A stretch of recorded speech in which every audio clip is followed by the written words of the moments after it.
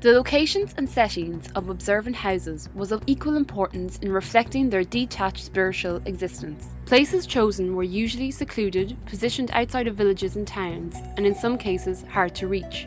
These were all important factors in demonstrating their return to the original aims of St. Francis and thus creating the observant identity.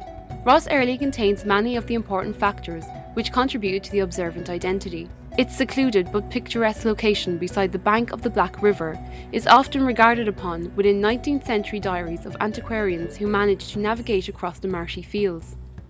Each account refers to Ross Errilly as being situated in a very lonesome spot, encompassed on all sides with water. They also express the pure beauty of the remains and the tombs which still remain within it, which displays the power and belief still evident within these observant Franciscans.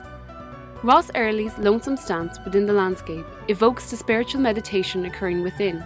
Friars were to spend an hour each day engaged in mental prayer in order to foster a spirit of recollection. This form of meditation required complete solitude in order to recreate the incarnation, passion, and crucifixion of Christ.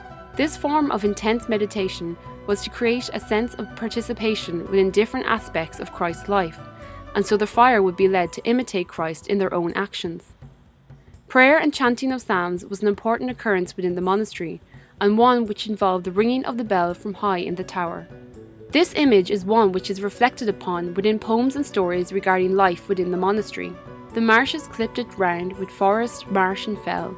No sound disturbed its quiet save the monastery bells. Or when at morning chant or tender evening time, the friars' voices fill the air with canticles sublime.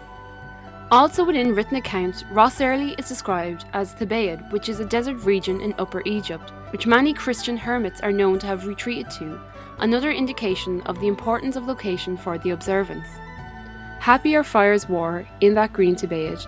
Books, meditations charmed the hours, and prayer was sweet and glad. Labour was pastime then, their sole desire of fame was this, to spread the love of God and dear St. Francis's name.